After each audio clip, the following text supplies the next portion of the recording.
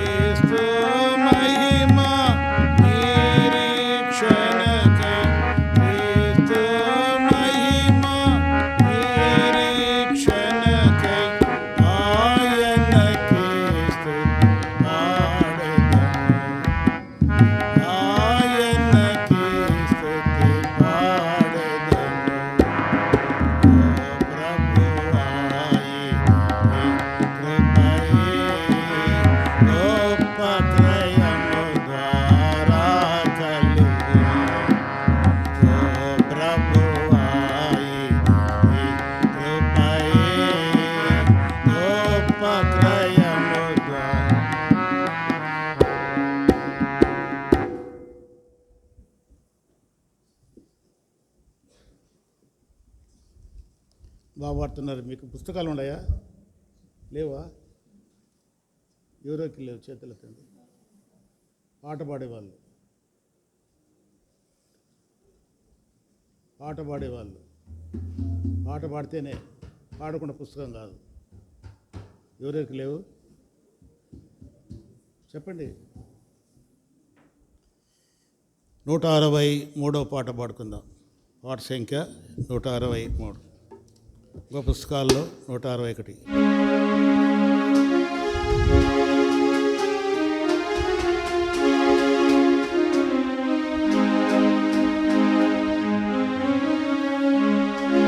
రుచి చూచి ఎరిగితిని యెహోవా ఉత్తముడని. రుచి చూచి ఎరిగితిని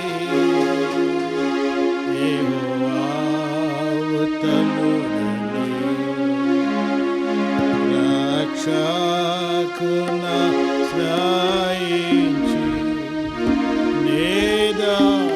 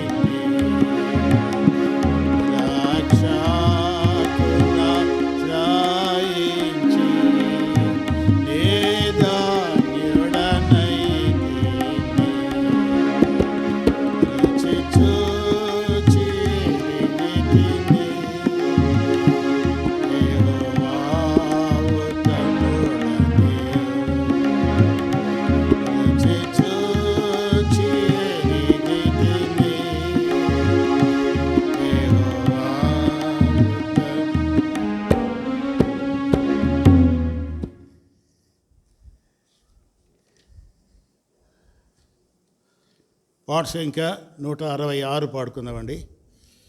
పాట సంఖ్య 166. ఇంకో పుస్తకాల్లో 164. దేవునికే మహిమ.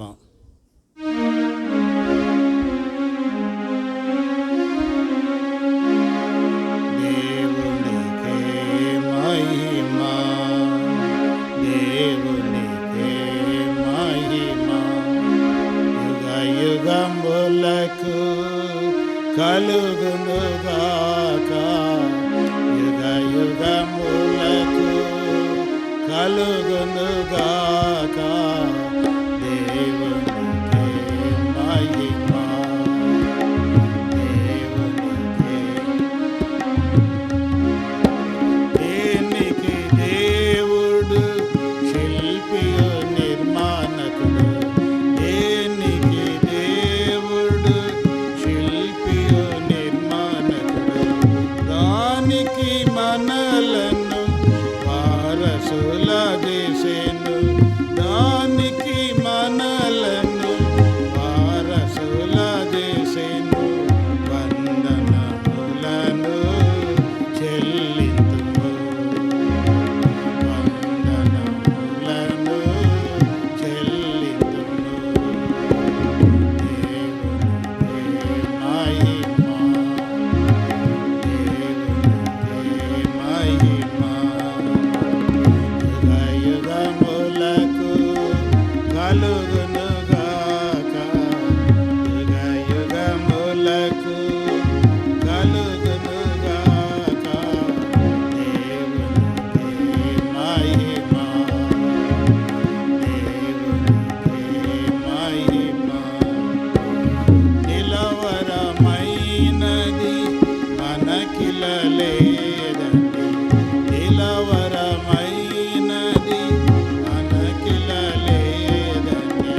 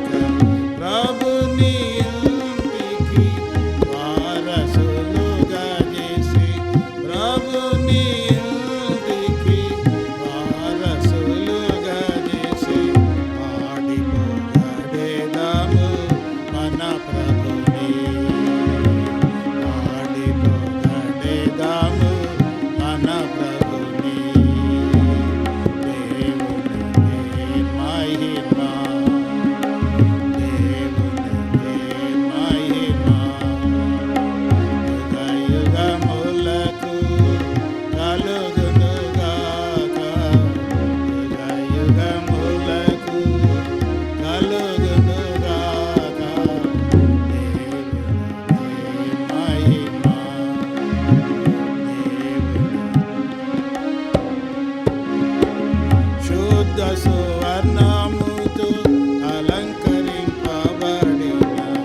శుద్ధ సువర్ణముతో అలంకరింపబడిన ముత్యాల గుమ్మముల పురమందు చేచెను ముత్యాల గుమ్మముల పురమందు చేచెను ఉదమారగను తను తిందును ఉదమారగను తను తిందును దేవునికి మహిమ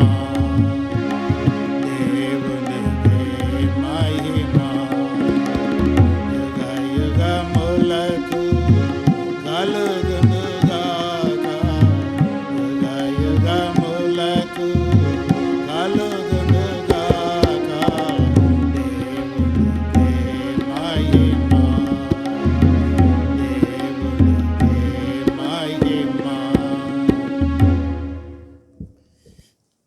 ఓ ప్రకటన గమనించండి. మనకు దేవుని కృపను బట్టి లైవ్లో ప్రోగ్రాం మనం వినవచ్చు. ఇక నుంచి ఈ వారం నుండి ఈ దినము నుండి 10 గంటల నుండి 1 గంట 1:30 వరకు మరి ఇక్కడ జరిగే కార్యక్రమం అంతా కూడా వినవచ్చు. తిరిగి బుధవారం కూడా మరి సాయంకాలం 7 గంటల నుండి 8:30 వరకు బైబిల్ పఠనం ఉంటుంది. ఆ కార్యక్రమాన్ని కూడా లైవ్లో చూడవచ్చు. తర్వాత శుక్రవారము మరి సాయంత్రం 7 గంటల నుండి మరి 8:30 9 గంటల వరకు మరి చర్చి ప్రేయర్ సంఘ ప్రార్థన లైవ్లో చూడవచ్చు. ఇక అందరికి కూడా తెలియజేస్తున్నాం. మరి ఈ కార్యక్రమాన్ని మీరు వినాలని కూడా ప్రభువు నామమున కోరుచున్నాం. మీరు ఇది మీ యొక్క సెల్లో మీరు చూడాలంటే షేబా ప్రార్థన మందిరము బద్వేల్ అని కొడితే మరి మీకు సెల్లో వస్తుంది. మీ సెల్లో మీరు ఒకవేళ నైట్ మీటింగ్స్ రాలేకపోతే మీ సెల్లో నుంచి చూడవచ్చు. మీ ఇంటి దగ్గర సెల్ పెట్టుకొని దాంట్లో షేబా ప్రార్థన మందిరము తర్వాత బద్వేల్ అంటే అని దాంట్లో కొడితే మీకు కార్యక్రమం వస్తుంది. ఇక నుంచి మనకు దేవుని కృపను బట్టి మరి లైవ్లో వస్తుంది ప్రోగ్రాం అంతా కూడా. మళ్ళీ ఎప్పుడైనా మీరు చూసుకోవాలన్నా కూడా చూసుకోవచ్చు. అయితే ఇదే సమయంలోనే ఇప్పుడే మీరు వినొచ్చు. ఒకవేళ మీరు ఎప్పుడన్నా మందిరానికి రాలేకపోతే అట్లనే మందిరానికి ఎవరు కొట్టకూడదు. ఇంకా లైవ్లో వస్తుందని చెప్పేసి ఇంట్లో కూర్చొని సెల్ పెట్టుకొని చూడకూడదు. మందిరానికి వీలైనంత వరకు 99 భాగాలు మనం మందిరానికి రావడానికి ప్రయత్నం చేయాలి. మందిర సమృద్ధిని మనం అనుభవించడానికి ఇష్టపడాలి. సరే, ఇప్పుడు దేవుని వాక్యాన్ని మనము విందాం.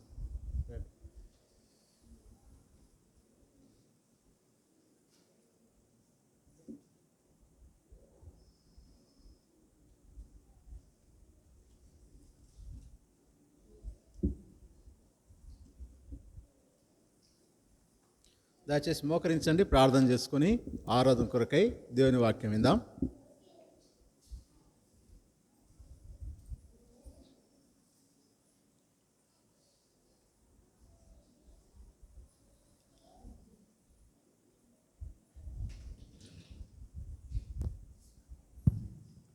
ప్రేమల దేవా, పరిశుద్ధమైన తండ్రి, యేసుక్రీస్తు ప్రభు యొక్క శ్రేష్టమైన పరిశుద్ధమైన ఘనమైన నామములో మరొకసారి మీ పాదములకు హృదయపూర్వకమైన స్తుతులు స్తోత్రం వందనం చెల్లించుకొంచున్నాం. ఈ యొక్క పరిశుద్ధ దినములో ప్రభా మీ యొక్క ప్రజలముగా, మీ బిడ్డలముగా, మీ సొత్తుగా ప్రభా మీ యొక్క పరిశుద్ధాలయంలో ప్రవేశించి నేను ఆరాధించి, గణపరిచి, హెచ్చించి, పూజించి, పొగడి పాడడానికి మీ ప్రజలమైన మమ్మను ప్రేమించి లోకంలో నుండి వెతికి రక్షించి మీ పరిశుద్ధాలయంలో మీరు సమకూర్చిన మీ ప్రేమంతటి బట్టి వందనం చెల్లించుకొని ఉన్నాం. ఇంతవరకు ప్రభా మీ నామాన్ని బట్టి పాటలు పాడగలిగాం, పాటల ద్వారా మిమ్మల్ని ఆరాధించగలిగాం, మిమ్మల్ని స్తుతించగలిగాం. ప్రభా మీకు ఎంతో వందనం చెల్లించుకొంచున్నాం. మా హృదయములను ఆరాధనతో మీరు సిద్ధపరిచినందుకై మీకు ఎంతో వందనం చెల్లించుకొంచున్నాం. తిరిగి మేమందరం కలిసి నేను ఆరాధించు కొరకై ప్రభా మీ పరలోక సింహాసనం నుంచి మీ లేఖన భాగం మాకు అనుగ్రహించుము తండ్రి. మీ వాక్య వెలుగులో మేమందరం కలిసి నేను ఆరాధించి ఘనపరిచి ప్రభా నిన్ను పూజించుట కొరకై మా హృదయంలో మీరు సిద్ధపరచుము. ప్రభా మీ యొక్క వాక్య వెలుగులో నన్ను మమ్మల్ని నడిపించమని ప్రార్థిస్తున్నాం. ఈ ఆవరణమంతా ఆత్మస్వరూపిగా సంచరించండి, ఆవరణం చుట్టూ అగ్ని ప్రాకారం ఉంచమని ప్రార్థిస్తున్నాం. కనబడినటువంటి అంధకాశక్తులన్నింటినీ యేసుక్రీస్తు ప్రభునామంలో బంధిస్తున్నాం. ఈ దాసుడు నన్ను కూడా జ్ఞాపకం చేసుకోండి, బలహీనను, అయోగ్యుని, అపాత్రుని దయతో మీ శిలువ రక్తాన్ని ప్రోక్షించండి. ప్రభా నన్ను ఖాళీ చేయండి, మీ ఆత్మ నింపండి, మీరు అభిషేకించి మీ నోటికి బురగా వాడుకోమని ప్రార్థిస్తున్నాం. చెరువచ్చిన వారి బట్టి వందనాలు ప్రభా, మీకు ఎంతో వందనం చెల్లించుకుంటున్నాం. ఇంకా తిరిగి ఇంకా ఏమైనా మీ ఏర్పాట్లో ఉంటే, దారిలో వస్తూ ఉంటే ప్రభా వారిని క్షేమంగా మధ్య తీసుకురండి. వారి అడ్డంకములు అన్నింటినీ తొలగించి ప్రభా మీ పరిశుద్ధాలయమునకు వారు క్షేమంగా రాగలుటకు ప్రభా మీరే సహాయపడుతున్నామని ప్రార్థిస్తూ మమ్మల్ని మీ దయగల స్థలాలకు అప్పగించుకుంటూ మమ్మల్ని తగ్గించుకుంటూ మీ నామాన్ని కనపరుస్తూ యేసుక్రీస్తు ప్రభు యొక్క శ్రేష్టమైన ఉన్నతమైన నామంలో స్తుతించి ప్రార్థించి వేడుకొనిచున్నాం తండ్రి, ఆమేన్.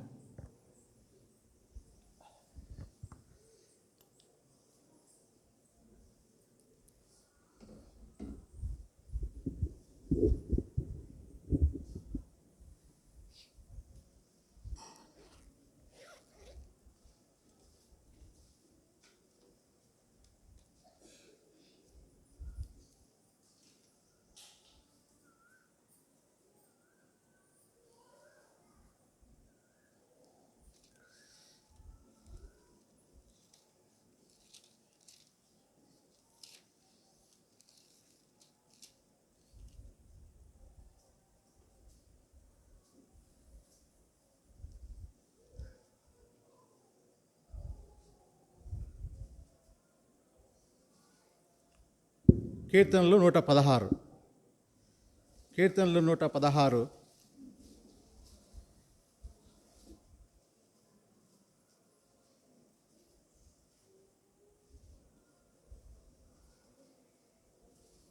పన్నెండవ వచనం, 13వ వచనం అందరు కలిసి చదువుకుందామండి. 116 కీర్తనలు 116, 12వ వచనం, 13వ వచనాన్ని.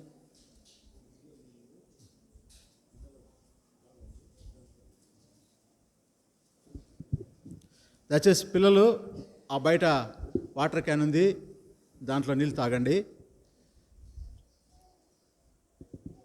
పెద్దలు ఎవరైనా కావాలంటే ఇక్కడ ఫ్రిడ్జ్ ఒకటి ఉందండి, చిన్నపిల్లలను దాని దగ్గర పోనేదు, మీరు కావాలంటే పోయి తాగండి.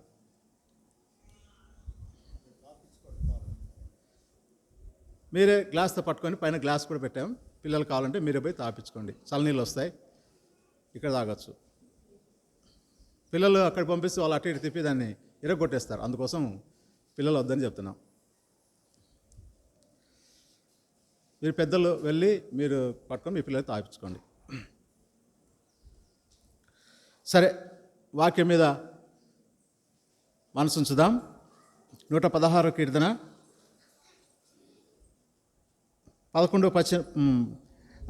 12, 13 వచనాలు అందరు కలిసి చదువుకుందామండి. 12, 13 వచనాలు. యెహోవా నాకు చేసిన ఉపకారములన్నిటికీ నేను ఆయనకు ఏమి చెల్లించదును? రక్షణ పాత్రను చేతపుచ్చుకొని యెహోవా నామమున ప్రార్థన చేసేదను. అలాగే 8వ వచనం చదువుకుందాం అందరం కలిసి. అదే అధ్యాయం 116 కీర్తన 8వ వచనాన్ని అందరం కలిసి చదువుకుందాం. మరణము నుండి నా ప్రాణమును, కన్నీళ్లు విడవకుండా నా కన్నులను, జారిపడకుండా నా పాదములను నీవు తప్పించి ఉన్నావు. తగల దేవుడు లేఖన భాగాన్ని దీవించి ఆరాధన కొరకై మనందరినీ సిద్ధపరచునుగాక. ఇక్కడ కీర్తనకారుడు ఈ విధంగా సెలవిస్తున్నాడు, యెహోవా నాకు చేసిన ఉపకారములన్నిటికీ నేను ఆయనకి ఏమీ చెల్లించదు. యెహోవా అందరికీ ఉపకారి. ఆయన ఒకరికి, ఒక వర్గానికి, ఒక మతానికి, ఒక కులానికి చెందిన దేవుడు కాదు. ఆయన అందరికీ ప్రభు, అందరికీ దేవుడు. కనుక ఆయన అంటున్నాడు, ఈ కీర్తనకారుడు అంటున్నాడు, ఆయన దేవుడు నా జీవితంలో చేసిన ఉపకారములన్నిటికీ నేను ఆయనకి ఏమి చెల్లించాలి, ఎలా ఆయన రుణం తీర్చుకోవాలి, ఎలా ఆయనను ఆరాధించాలి, ఎలాగ ఆయనను స్తుతించి ఘనపరచాలి అని ఆలోచిస్తుండగా ఆయనకు వచ్చినటువంటి తలంపు ఏమిటంటే, రక్షణ పాత్రను చేతపుచ్చుకొని యెహోవా నామమున ప్రార్థన చేసేది, నా మృక్కుబళ్ళు చెల్లించేదను. ఆయన పరిశుద్ధాలయంలో ఆయన ప్రజలందరి ఎదుట నా రక్షణ పాత్రను పుచ్చుకొని ఆయన ఆరాధించుదును గాక, ఆయన స్తుతించుదును గాక, ఆయన ఘనపరుస్తాను, ఆయన కీర్తిస్తాను. కీర్తనకారుడు ఆ విధంగా తన ప్రాణంతో చెప్పుకుంటున్నాడు, ఆయన నాకు చేసిన ఉపకారాలన్నిటికీ నేను ఆయనకి ఏం చెల్లించాలా. ఈరోజు మన జీవితంలో మనం కూడా వచ్చాం. యెహోవా నాకు చేసిన ఉపకారం, దేవుడు నా జీవితంలో చేసిన ఉపకారాలన్నిటికీ నేనేం చేయాలి? నేనేమి చేయాలి? నీవు నేను కూడా మనం మేలును తలపోసుకొని, మన జీవితంలో దేవుడు చేసిన మేలును తలపోసుకొని ఆయన నామానికి కృతజ్ఞతాస్తులు చెల్లించాలి. అందుకే మనం చేరాం. ప్రభుదినంలో యేసు ప్రభు మరణాన్ని జయించి తిరిగి లేచేటువంటి శుభదినంలో మనం ఆయన సన్నిధిని చేరాం ఆరాధించడానికి, గణపరచడానికి. సరే, ఎందుకు ఆరాధించాలి? ఎందుకు గణపరచాలి? ఏమిటి ఉపకారం? ఏమిటి ఉపకారం అంటే? మేలు. ఏమిటి ఆయన నా చేసిన మేలు ఏమిటి? నీకు చేసిన మేలు ఏమిటి అంటే కీర్తనకారుడు ఒక మాట అంటున్నాడు.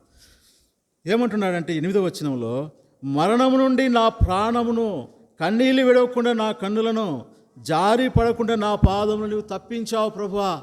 అది నా జీవితంలో చేసినటువంటి ఉపకారం. మరణం నుండి నా ప్రాణాన్ని తప్పించావు అంటున్నాడు. మరణం నుండి అది ఉపకారమే కదా, కాదంటారా? మరణం నుంచి తప్పించడం మేలంటారా, కాదంటారా?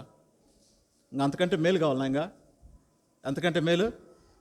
మనిషి జీవితంలో చాలా క్లిష్టమైనటువంటిది, అన్నిటికంటే చాలా ఎక్కువ భయపడేది ఏంటి? మరణం. అంతేకాదు, మరణం అంటే భయం లేదా మీకు ఎవరికి? ఎంతమందికి భయం లేదు? చాలామందికి భయమే. మరణం అంటే చాలామందికి భయమే. అయితే దేవుని ప్రజలుగా ఆయన మనకు ఒక నిరీక్షణ ఇచ్చాడు, శుభప్రదమైన నిరీక్షణ, జీవంతో కూడినటువంటి నిరీక్షణ. ఏమిటంటే ఈ లోకం వదిలితే మనం పరలోకంలో ఉంటాం. మరణం అనేది క్రైస్తవ జీవితంలో కేవలం నిద్ర లాంటిదే. కేవలం నిద్ర లాంటిదే. ఒకనొక దినమున ఆయన వస్తాడు, మనల్ని మేల్కొల్పుతాడు, మన ఆయన ఉన్న చోటికి మనల్ని కూడా తీసుకుపోతున్నాడు. ఇది తాత్కాలికమైన ఎడబాటు ప్రభువుకు మనకు ఉన్నటువంటి సహవాసంలో.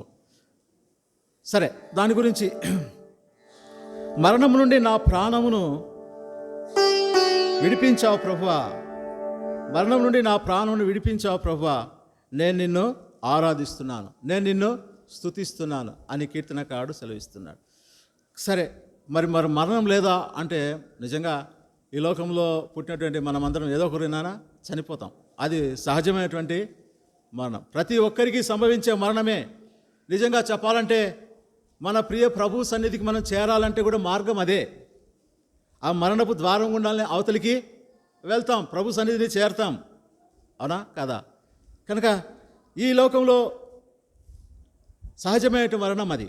అయితే ఇంకో మరణం ఉంది, ఆత్మకు సంబంధించినటువంటి మరణం. ఆ మరణం నుంచి నువ్వు నన్ను తప్పించావు, అది ఇంకా భయంకరమైనటువంటి మరణం. అదేమిటంటే అగ్ని గంధకములతో మండే గుండం. రెండవ మరణం అంటాం దాన్ని. ప్రకటన గ్రంథం 21వ అధ్యాయం 8వ వచనంలో రాయబడింది, అది అగ్ని గంధకములతో మండే గుండం. అక్కడ అగ్ని ఆరదు, పురుగు చావదు, భయంకరమైనటువంటి వేదన. దానికి కారణం ఏమిటి అంటే పాపం. ఏంటి? పాపం. పాపం వలన వచ్చే జీతమే మరణం అది. అయితే అటువంటి మరణం నుంచి దేవుడు నిన్ను తప్పించాడు. పాపం వలన వచ్చేటటువంటి జీతం. ఒకప్పుడు మనం పాపము చేసిన వారమే. ఈ పాపములకు వచ్చేటటువంటి శిక్ష ఏ భేదం లేదు, అందరూ పాపం చేశారు. అయితే ఈ పాపము వలన వచ్చేటటువంటి శిక్ష మరణం. ఈ లోకంలో మనిషి చనిపోయిన తర్వాత ఈ ఆత్మకు నిత్య నరకము, అగ్ని గంధకంతో మండే గుండము. ఏదైతే నువ్వు నేను పాపం చేశామో ఆ పాపాలను మనం పట్టుకోపోతాయి. ఏం చేస్తాయి? పట్టుకోపోతాయి. ఏది మనతో రాదు. మన ఆస్తి రాదు, మన పిల్లలు రాదు, భార్య రాదు, భర్త రాదు, ఎవరు రారు. ఎవరు వస్తారు మనతో? పాపాలు వస్తాయి. అవి విడిచిపెట్టవు. అవి విడిచిపెట్టవు. ఎక్కడ తీసుకెళ్తాయి? తీర్పులు ఎక్కడ తీసుకెళ్తాయి? తీర్పులో నిలబెట్టి, తీర్పులో సాక్ష్యం చెప్పి తీసుకుపోయి నిత్య నరకానికి తీసుకువెళ్తాయి. అదే పాపం వల్ల వచ్చేటటువంటి జీతం. ఆ పాపం మన జీవితంలో చేసేటటువంటి కార్యం అదే. ఒకవేళ చాలామందికి అనిపించవచ్చు పాపం చాలా తీయగా ఉంటుంది, పాపం చాలా మధురంగా ఉంటుంది, చాలా సంతోషాన్ని ఇస్తుంది అనుకుంటున్నారు కొంతమంది. దాంట్లో ఆనందిస్తున్నారు. బాగా తాగి తూలితే ఎంత ఆనందమో, మోసం చేసి సంపాదిస్తే ఎంత ఆనందం, డబ్బు ఎంత వచ్చింది, ఎంత ఆనందమో. ఆ విధంగా చేరాని పనులు చేసి దాంట్లో ఆనందాన్ని పొందడం, అది పాపం వలన వచ్చేటటువంటి ఆ యొక్క మరణానికి దారి అదే. అయితే ఈ పాపములన్నింటినీ దేవుడు క్షమించాడు. నిన్నను ప్రేమించి మన పాపములు క్షమించి ఆయన తన శిలువ రక్తం చేత మనల్ని కడిగి శుద్ధి చేసి ఆ పాపములన్నింటినీ క్షమించి పాపములకు మన మీద అధికారం లేకుండా చేశాడు. మన పాపములన్నీ క్షమించబడ్డాయి. ఇక మనం మరణిస్తే పాపాలు మనతో రావు. కారణం ఏమిటి? ఆ పాపాలన్నీ దేవుడు తన మీద వేసుకొని వాటికి ప్రాయశ్చిత్తము జరిగించాడు. మనం మరణిస్తే ఎవరు వస్తారు? దేవదూతలు వస్తారు. దేవదూతలు వచ్చి మనల్ని ఎక్కడికి తీసుకువెళ్తారు? పరలోక రాజ్యానికి తీసుకువెళ్తారు. ఎంత అద్భుతమైనటువంటి నిరీక్షణ. కనుక మొట్టమొదటిగా ఈ మరణం అంటే ఏమిటంటే పాపం వలన వచ్చేటటువంటి జీతం. అది రోమాపత్రిక 3వ అధ్యాయం 23వ వచనంలో ఆ మాట రాయబడింది. రెండవదిగా మనం చూద్దాం, ఇంకో మాట కూడా చూద్దాం. ఎఫెసీ పత్రిక 2వ అధ్యాయం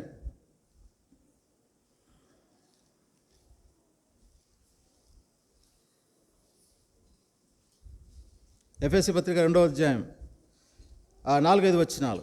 అయినను దేవుడు కరుణా సంపన్నుడయ్యుండి మనము మన అపరాధముల చేత చచ్చిన వారమై ఉన్నప్పుడు సైతము మన ఎడల చూపిన మహాప్రేమ చేత మనల్ని క్రీస్తు కూడా బ్రతికించెను. కృపచేత మీరు రక్షించబడి ఉన్నారు క్రీస్తు యేసునందు ఆయన మనకు చేసిన ఉపకారం ద్వారా. కనుక ఇదొక కూడా ఉపకారమే. ఏమిటి ఉపకారం అంటే మొట్టమొదటిగా పాపపు శిక్ష నుంచి నిన్ను తప్పించాడు. జ్ఞాపకం పెట్టుకోవాలి. కొన్ని విషయాలు చెప్తున్నప్పుడు ఆరాధన కొరకై మనం జ్ఞాపకం పెట్టుకోవాలి. మొట్టమొదటిగా రోమాపత్రిక 3వ అధ్యాయం 23వ వచనంలో మనం గమనించినట్లయితే పాపం వలన వచ్చేటటువంటి జీతము మరణము. ఎలా ఉన్నామంటే పాపముల చేత అపరాధముల చేత చచ్చినటువంటి స్థితిలో ఉన్నాం. ఈ చచ్చినటువంటి స్థితిలో ఉన్నటువంటి మనల్ని ఆయన బ్రతికించాడు. మరణానికి మన మీద అధికారం లేకుండా చేశాడు. ఇప్పుడు సజీవులం. మరణానికి మనం మీద అధికారము లేదు. యోహాను సువార్త 5వ అధ్యాయం ఒక మాట చదువుదాం. యోహాను సువార్త 5వ అధ్యాయం 24వ వచనం.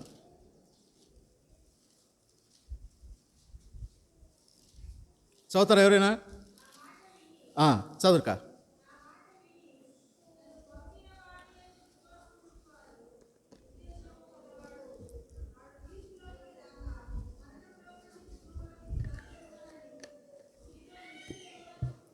కనుక మరణంలో నుండి జీవంలోనికి దాటించాడు మన ప్రభు కేవలం ఆయనందు విశ్వాసం ఉంచడం ద్వారా. ఆయన మరణ భూస్థాపన పునరుత్థానాలను నమ్ముట ద్వారా, హృదయమందు విశ్వసించడం ద్వారా మరణం నుండి మన ప్రాణాన్ని రక్షించి, తీర్పు నుండి రక్షించి జీవములో మనం చేర్చాడు. పరలోక రాజ్యంలో మనకు స్థానాన్ని అనుగ్రహించాడు. అది మొట్టమొదటిదిగా. రెండవదిగా ఏమిటి మరణం అంటే కీర్తనలు 115వ కీర్తన 115వ కీర్తన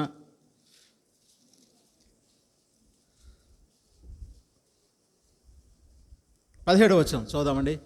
115వ కీర్తన 17వ వచనం. ఆ మృతులను మౌన స్థితిలోనికి దిగిపోవారును యెహోవాను. రెండవదిగా ఈ మరణం ఏమిటంటే ఆత్మీయమైన మరణం. మృతులను మౌన స్థితిలోనికి దిగిపోవారును దేవుని స్తుతించరు. దేవుని స్తుతించలేనటువంటి జీవితాన్ని ఆత్మీయమైన మరణంగా భక్తుడు పోలుస్తున్నాడు. దేవుని స్తుతించలేకపోవట, ఎన్ని మేళ్ళు పొందినా, ఎన్ని ఉపకారాలు పొందినా దేవుని స్తుతించలేము. దేవుని స్తుతించలేనటువంటి స్థితి, దేవుని గణపరచలేనటువంటి స్థితి. కారణం ఏమిటి అంటే నువ్వు ఆ మేలు ఉపకారములు ఎవరి ద్వారా పొందుతున్నావో ఆయన ఎవరో నువ్వు ఎరిగి ఉండకపోవడమే. ఒకవేళ ఎరిగినా ఆ పరిశుద్ధతను నువ్వు సన్మానించకపోవడం, అనగా ఆ పరిశుద్ధతను కలిగి ఉండకపోవడం, ఇంకా పాపంలో కొనసాగుతూ ఉండడం, ఆయన సమీపించడానికి నీకు ధైర్యం లేకపోవడం కూడా ఆయన్ను ఆరాధించలేకపోవడానికి కారణమే. ఆయనతో సహవాసం లేకపోవడం. నిజంగా అన్నీ మనం గమనించినట్లయితే ఎవరు ఆయన్ని ఆరాధించరు? మృతులు మౌన స్థితిలోకి దిగిపోవారు ఆయన ఆరాధించ. నిజంగా ఒకప్పుడు నీవు నేను కూడా ఆయన ఆరాధించలేని స్థితిలో ఉంటిమి. కారణం ఏమిటంటే ఒకవేళ నువ్వు క్రైస్తవుడుగా ఉండొచ్చు, ఒకవేళ తల్లిదండ్రులు క్రైస్తవులుగా ఉండొచ్చు, ఇక దేవుడు అంటే తెలిసి ఉండొచ్చు. అయితే నువ్వు ఆయన ఆరాధించలేని స్థితిలో ఉన్నావు. ఎందుకు ఆరాధించలేని స్థితిలో ఉన్నావంటే ఆయన నీకు చేసిన మేలేంటో నీకు తెలియదు. ఆయన నీ కొరకై ఆయన మరణించి తిరిగి లేచాడు. నీ పాపములకు ప్రాయశ్చిత్తాన్ని జరిగించాడు. నీ పాపములకు రావాల్సిన శిక్షను తను భరించి ఆ మరణం నుంచి నువ్వు తప్పించి పరలోక రాజ్యంలో నీకు స్థానాన్ని సిద్ధపరిచాడు. స్థలం సిద్ధపరిచాడు. ఆ విషయం నువ్వు గ్రహించకపోవడమే, లేకపోతే అది నీకు సొంతం కాకపోవడమే. ఒకవేళ దేవుని మందిరానికి వస్తూ ఇంకా యేసు ప్రభు నీ పాపాలు క్షమించిన అనుభవం నీకు లేకపోతే నువ్వు ఆరాధించలేవు. నీ పాపలు క్షమించబడిన అనుభవం నీకు లేకపోతే నువ్వు ఆయన ఆరాధించలేవు. కనుక అయితే అటువంటి స్థితి నుంచి కూడా దేవుడు తప్పించాడు, అటువంటి మరణం నుంచి కూడా తప్పించాడు. ఇప్పుడు నువ్వు ఆయన ఆరాధించగలుగుతున్నావంటే అర్థం ఏమిటంటే నువ్వు ఆయన ఎరిగి ఉన్నావు, నీ పాపములు క్షమించబడ్డాయి, నీ పాపములు క్షమించబడ్డాయి అన్న నిశ్చయిత నీకు ఉంది. ప్రభు నన్ను క్షమించాడు, నా కొరకే ప్రాణం ఇచ్చి తిరిగి లేచాడు, ఆయన నా ప్రభు, ఆయన నా దేవుడు, ఆయన నా రక్షకుడు, నా రాజు అని నీ హృదయం ముందు విశ్వసించావు కనుక నువ్వు ఆయన ఆరాధించగలుగుతున్నావు. కనుక అది కూడా ఆయన మన జీవితంలో చేసిన ఉపకారమే. అది ఒక రకమైన మరణం. ఏమిటి? అవును ప్రభా, నేను కూడా ఒకప్పుడు మందిరానికి వచ్చేవాడినే పోయేవాడినే కానీ ఆరాధించలేని స్థితిలో ఉంటిని. నా మనోమేత్రం వెలిగించబడలేదు ప్రభా, నేను అంగీకరించలేని స్థితిలో ఉంటిని. అయితే నా జీవితంలో నువ్వు చేసిన ఉపకారాన్ని గ్రహించగలిగాను.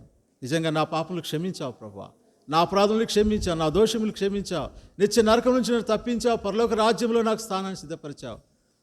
అలాగే నీ హృదయమారా నువ్వు ఆయన్ను ఆరాధించవచ్చు. మొట్టమొదటిగా పాపముల చేత అపరాధం చేత చచ్చిన స్థితి అది మరణం. రెండవదిగా దేవుని ఆరాధించలేనటువంటి స్థితి అది కూడా మరణమే. ఇంకొకటి కూడా చూద్దాం. రోమాపత్రిక 8వ అధ్యాయం 5వ వచనం.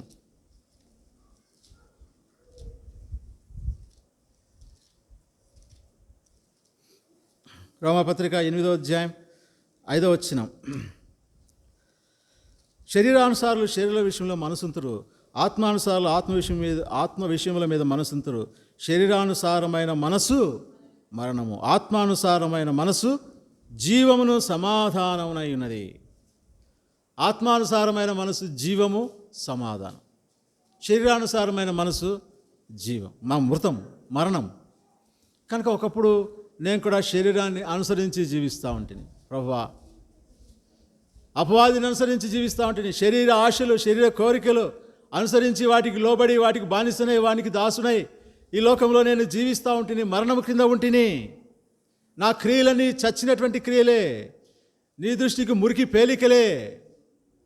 అటువంటి స్థితిలో ఉంటుంది. అవే నీతి గలవాణ్ణని చెప్పుకొని నేను ఆ విధంగా నేను ఈ శరీరాన్ని అనుసరించి శరీర సంబంధమైన క్రియలను అనుసరించి నడుస్తూ ఉంటుంది. అయితే ఆ శరీర సంబంధం మనసు తప్పించావు, నీ పరిశుద్ధాత్మను నాలో ఉంచావు, నాకు సంచకరుగా అనుగ్రహించావు ప్రభువా, నా హృదయంలోకి వచ్చావు, నన్ను నడిపిస్తున్నావు, నిన్ను అనుసరించే భాగ్యం నాకు అనుగ్రహించావు. దీని ద్వారా నాకు జీవము, సమాధానం నా హృదయంలో అనుగ్రహించావు, నా జీవితంలో సమాధానం అనుగ్రహించావు. ఒకప్పుడు శరీరాన్ని అనుసరించి జీవిస్తూ సమాధానం లేనివాడినై కలవరం కలిగి ఈ లోకంలో జీవిస్తూ ఉంటుంది. అయితే నా హృదయంలోకి మీరు వచ్చుట ద్వారా నాకు జీవం ఇచ్చావు, నాకు సమాధానము, సంతోషము, ఆనందము ఇచ్చావు. ప్రభువా నేను ఆరాధిస్తున్నాను అని ప్రభువును మనం ఆరాధించవచ్చు. ఇంకొక మాట చూద్దాం. 1 తిమోతి పత్రిక 5వ అధ్యాయం 6వ వచనం. త్వరగా చూద్దామండి. 1 తిమోతి పత్రిక 5వ అధ్యాయం 6వ వచనం. చదువుక. సుఖభోగములందు ప్రవర్తించున్నది బ్రతుకుచుండియు, పేరుకే బ్రతుకు జీవితం, అయితే చచ్చిపోయినటువంటి జీవితమే. ఏమిటి ఈ భోగాలు, ఏమిటి సుఖభోగాలు అంటే తీతు పత్రికలో కూడా ఒక మాట చూద్దాం. తీతు పత్రిక 3వ అధ్యాయం. ఎందుకనగా మనము కూడా మునుపు అవివేకులమును అవిధేయులమును మోసపోయిన వారమును నానా విధములైన దురాశులకు భోగములకు దాసులమై ఉండి దుష్టత్వమందును అసూయందును కాలం గడుపుచు అసహ్యులమై ఒకరినొకడు ద్వేషించుచూ ఉంటిమి. ఏమిటి సుఖభోగాలంటే దురాశలు, అవిధేయత, అవివేకము. ఈ సుఖభోగాలకి దాసులంగా ఉండి ఇది దుష్టత్వమందు అసూయందు కాలం గడుపుచు అసహ్యులమై ఉంటిమి. ఎట్లా ఉన్నాం? అసహ్యులమై ఒకరినొకడు ద్వేషించుతూ ఉంటిమి. అది మన మునుపటి జీవితం. ఈ సుఖభోగాలందు తేలియాడుతూ దురాశల్లో కొరకై ప్రయాసపడుతూ ఇక అసూయ కలిగి ఇంకా దుష్టత్వం ముందు కాలం గడుపుచు ఒకరినొకడు ద్వేషించుకుంటూ ప్రేమలైన జీవితాన్ని జీవిస్తూ ఒకరినొకడు క్షమించలేని వానిగా, ఒకరినొకడు గౌరవించలేని వానిగా ఈ భ్రష్టత్వమైనటువంటి జీవితాన్ని జీవిస్తూ ఉంటాం. అయితే అది కూడా మరణకరమైన జీవితమే. దానికుండా ఏమీ లాభము లేదు, ఎటువంటి ఫలాలు లేవు, ఎటువంటి ఆత్మీయమైన జీవితము లేదని బైబిల్ గ్రంథం స్పష్టంగా సెలవిస్తుంది. అయితే దాని నుంచి దేవుడు తప్పించాడు. దాని నుంచి దేవుడు తప్పించి ఒక ఫలప్రదమైనటువంటి జీవితాన్ని నీకు నాకు అనుగ్రహించాడు. దుష్టత్వము అసూయందు కాలం గడుపుచు సుఖభోగాలకు దాసులమైన దురాశలకు భోగములకు దాసులుగా ఉన్న మనల్ని ఇప్పుడు దేవునికి దాసులుగా చేశాడు. ఎవరికి దాసులుగా చేశాడు? రోమపత్రిక 6వ అధ్యాయంలో ఉంది. నీతికి దాసులుగా చేశాడు, దేవునికి దాసులుగా చేశాడు. పరిశుద్ధ కలుగుటకే దాని ఫలము, దాని అంతము నిత్య జీవము. దాని ద్వారా నిత్య జీవాన్ని మనం పొందుకుంటున్నాం. కనుక ఒకప్పుడు శరీరాన్ని దురాశలకు ఆ యొక్క పాపపు క్రియలకు అప్పగించి ఆ విధంగా మనం జీవిస్తుంటేమి. అయితే అటువంటి భ్రష్టత్వమైనటువంటి ఆ దాసత్వమైనటువంటి జీవితాన్ని విడిపించి దేవుడు మనల్ని ఆత్మీయులుగా చేశాడు. ఇప్పుడు మన యొక్క జీవితం, మన యొక్క శరీరము దేవునికి ఆలయంగా ఉంది. ఈ యొక్క శరీర అవయవాలన్నీ నీతి క్రియలకు దేవుడు వాడుకుంటున్నాడు. దేవునికి దాసులుగా ఈ లోకంలో జీవిస్తున్నాం. కనుక దీని ఫలితం ఏమిటంటే నీతి కలుగుట, పరిశుద్ధత. దీని అంతం ఏమిటి అంటే నిత్య జీవము. రోమపత్రిక 6వ అధ్యాయంలో ఆ మాటలన్నీ రాయబడి ఉన్నాయి. కనుక సుఖభోగంలో నుంచి మనల్ని విడిపించి దేవునికి దాసులుగా నిన్నను చేశాడు. కనుక దాన్ని కూడా బట్టి కూడా మనం దేవుణ్ణి ఆరాధించి గణపరచవలసిన వారంగా ఉంటున్నాం. ఇంకొక మాట, సామెతల గ్రంథం 14వ అధ్యాయం 12వ వచనం. ఒక 5 నిమిషాలు ముగిచేద్దామండి. సామెతల గ్రంథం 14వ అధ్యాయం 12వ వచనం.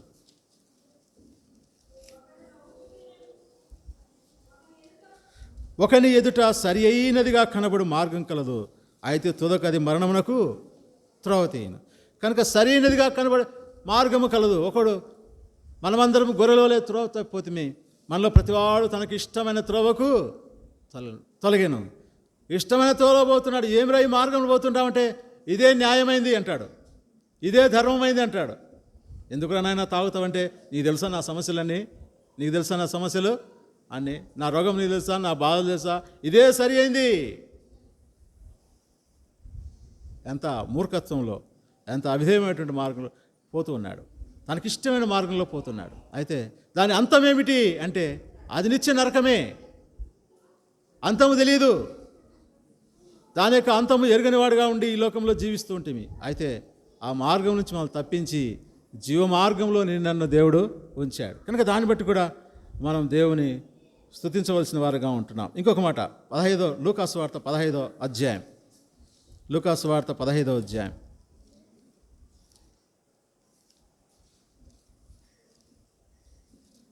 లూకాసు వార్త 15వ అధ్యాయం 24వ వచనం. ఈయన కుమారుడు చనిపోయి మరల బ్రతికిను, తప్పిపోయి దొరికినని చెప్పాను. అంతటి వారు సంతోషపడసాగిరి. ఇది తప్పిపోయిన కుమారుని గురించి చెప్పినటువంటి భాగం మా అందరికి తెలుసు. ఏమైందంటే ఈ కుమారుడు దేవునితో సహవాసం కలిగిన వాడు. అయితే దేవుని నుంచి దూరముగా వెళ్ళిపోయాడు. తిరిగి దేవుని సమీపించాడు. అంటే దూరముగా వెళ్ళిపోయినటువంటి స్థితిని ఏమని పేర్కొంటున్నారంటే అది చనిపోయినటువంటి. ఈయన కుమారుడు చనిపోయి మరలా బ్రతికాడు. చనిపోయాడా? చనిపోలేదు. చనిపోతే ఎట్లా వస్తాడు? దూరం అయిపోయాడు అంటే నాతో సహవాసం కోల్పోయాడు. అయితే తిరిగి నా దగ్గరికి వచ్చాడు. కనుక అది కూడా జ్ఞాపకం పెట్టుకుందాం. ఇక్కడ మరణము అంటే ఏమిటంటే దేవునికి దూరమైనటువంటి స్థితి, దేవుని సహవాసానికి దూరమైనటువంటి స్థితి. అది ఆత్మీయ మరణమే. అయితే తిరిగి దేవుడి కనికరం గలవాడు కనుక తిరిగి చేర్చుకున్నాడు. తిరిగి చేర్చుకొని మంచి స్థానాన్ని ఇచ్చాడు. ప్రశస్తమైన వస్త్రాన్ని ధరింపజేశాడు. చేతికి ఉంగరాన్ని తొడిగించాడు. పాదములకు సమాధాన సువార్త వలన సిద్ధమనసుడి జోడులు తొలగించాడు. కనుక ఇవన్నీ మనం గమనించినట్లయితే దేవుడు ఎంత కనికరం గలవాడో. ఒకప్పుడు నేను కూడా ఈ యొక్క ఆత్మీయమైన మరణంలో ఉంటిమి, దేవునికి దూరమైనటువంటి స్థితిలో ఉంటిమి. అయితే దేవుడు తిరిగి సమీపస్తులుగా చేశాడు. ఇంకొక మాట చదివి మనం వారంలో ప్రవేశిద్దామండి. మొదటి యోహాను పత్రిక 3వ అధ్యాయం. మొదటి యోహాను పత్రిక 3వ అధ్యాయం 14వ వచనం. 3వ అధ్యాయం 14వ వచనం. మనము సహోదరులను ప్రేమించున్నాం కనుక మరణంలో నుండి జీవంలోనికి దాటి ఉన్నామని ఎరుగుదుము. ప్రేమ లేనివాడు మరణమందు నిలిచి ఉన్నాడు. ఒకప్పుడు ప్రేమ లేనివారుగా, కనికరం లేనివారుగా, క్షమించలేని వారంగా ఈ లోకంలో జీవిస్తుంటిమి. అయితే మనల్ని కనికరించాడు. దేవుడు మనల్ని ప్రేమించి ఆయన ప్రేమను మనలో ఉంచాడు. ఆయన క్షమాపణను మనలో ఉంచాడు. ఒక ఆత్మీయమైన జీవితాన్ని నీకు నాకు అనుగ్రహించాడు. ఒక మాదిరి ఉంచిపోయాడు. ఆ మాదిరిలో నిన్ను జీవించలాగిన మనకు కృప చూపుతున్నాడు. కనుక ఇవన్నీ మనకు జ్ఞాపకం చేసుకుందాం. మరణం నుండి నా ప్రాణమును దేవా నీవు తప్పించావు, నీవు చేసిన ఉపకారానికి నేనేమీ చెల్లించగలను. మొట్టమొదటిగా పాపముల చేత అపరాధముల చేత చచ్చిన స్థితిలో ఉన్న నన్ను బ్రతికించావు ప్రభువా, అందుకు నీకు వందనాలు. ఒకప్పుడు నేను ఆరాధించలేని స్థితిలో ఉంటేనే నన్ను నిన్ను ఆరాధించేవానిగా చేశావు, నీకు వందనాలు. ఒకప్పుడు నేను శరీరానుసారమైన మనసు కలిగి శరీర సంబంధమైన కోరికలు నెరవేర్చుకొనచ్చు ఈ లోకంలో జీవిస్తూ ఉంటుంది, శరీరానికి దాసుడిగా జీవిస్తుంటిని. అయితే నన్ను కనికరించావు ప్రభువా, నన్ను నీతికి దాసునిగా చేశావు. నీ ఆత్మ నాలో ఉంచావు, ఆత్మ ద్వారా నడిపించబడే భాగ్యం నాకు అనుగ్రహించావు. నీ ఆత్మ నాలో ఉంచి నీ కుమారుడిగా నన్ను చేసుకున్నావు. నీ ఆత్మ నాలో ఉంచడం ద్వారా నన్ను నీ కుమారునిగా చేసుకున్నావు ప్రభువా, నాకు సమాధానం అనుగ్రహించావు. నేను నిన్ను స్తుతిస్తున్నాను. ఇంకొకటి మనం గమనించినట్లయితే ఒకప్పుడు దురాశలకు భోగములకు దాసుడినై ఈ లోకంలో జీవిస్తుంటేనే, అయితే అటువంటి స్థితి నుంచి నన్ను కనికరించావు. ఇక నిన్ను నా సొంత మార్గంలో వెళ్తూ ఇదే సరైన మార్గం అని అనుకొని నిత్య నరకానికి వెళ్ళేవాడుగా ఉంటుంది, దాని అంతము నిత్య నరకమే ప్రభా. అయితే ఆ మార్గం నుంచి నన్ను తప్పించి జీవ మార్గంలో నన్ను ఉంచావు ప్రభా. ఒకప్పుడు నీకు దూరమై మరణకరమైన స్థితిలో ఉంటిని, బహునీచమైన స్థితిలో ఉంటిని ప్రభా. అయితే నన్ను తిరిగి చేర్చుకున్నావు, తిరిగి ప్రేమించావు.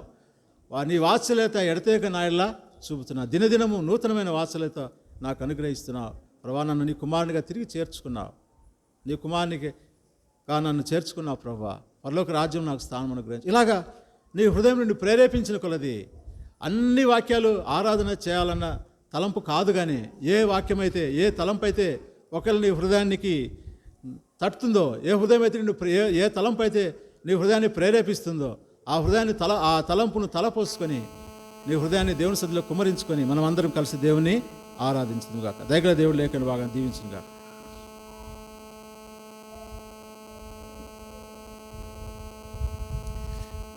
మనం లేచి పాట పాడుకుందామండి. పాట పుస్తకంలో 224, ఇంకో పుస్తకాలు 222. ఓ జగద్రక్షక విశ్వవిధాత, పల్లవి 3 వచనాలు. 3వ వచనం పాడుతున్నప్పుడు సండే స్కూల్ పిల్లలు సండే స్కూల్కి వెళ్తారు, బాగా గమనించాలి. 224వ పాట పెద్ద పుస్తకాల్లో, అంటే కొత్త పుస్తకాల్లో. ఇంకో పుస్తకాల్లో 222 ఓ జగద్రక్షక పాట, పల్లవి 3 వచనాలు. 3వ వచనం పాడుతున్నప్పుడు సండే స్కూల్ పిల్లలు సండే స్కూల్కి వెళ్తారు, ఆ తర్వాత సండే స్కూల్ టీచర్ ఆరాధిస్తారు, ఆ తర్వాత ఒక సహోదరుడు సహోదరి క్లుప్తంగా మనం ప్రభుని ఆరాధిస్తాం. లేచి పాడుకుందాం. ఈ సమయంలో మరి యవన పిల్లలందరూ ముందుకు రండి, కొంచెం సన్న పిల్లల తల్లు వెనకలు కూర్చోండి, యవన పిల్లలు ముందుకు రావాలా, దయచేసి రండి. యవనస్తులు అంటే చూసుకోవాలా, ముందుకు రండి.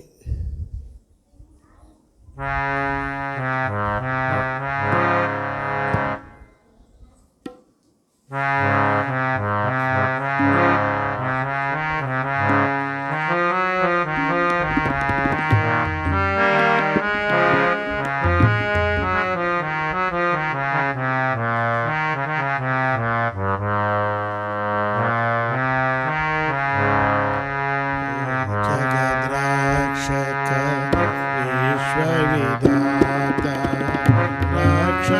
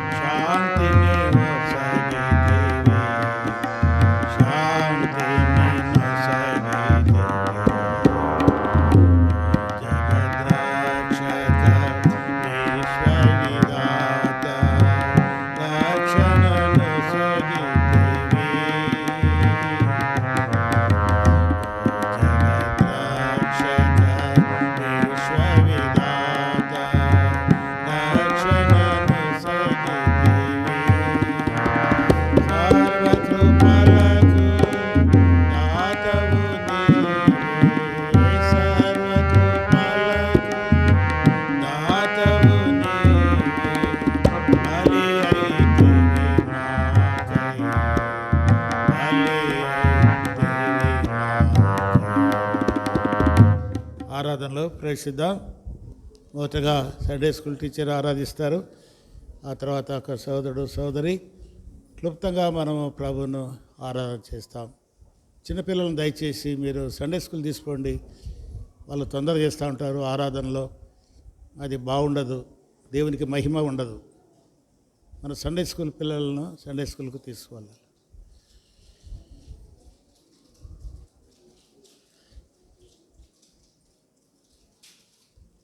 చేయండి, ఆరాధన చేయండి.